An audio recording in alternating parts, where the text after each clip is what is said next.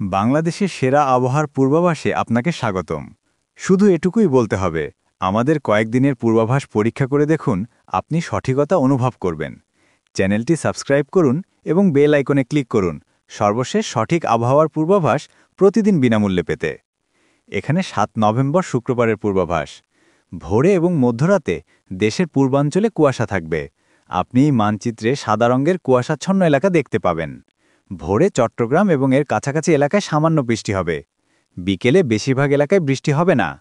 রাতে বাংলাদেশের বেশিরভাগ এলাকায় সামান্য বৃষ্টি হবে। আপনি আমাদের মানচিত্রে বৃষ্টিপাতের এলাকা পরিদর্শন করতে পারেন।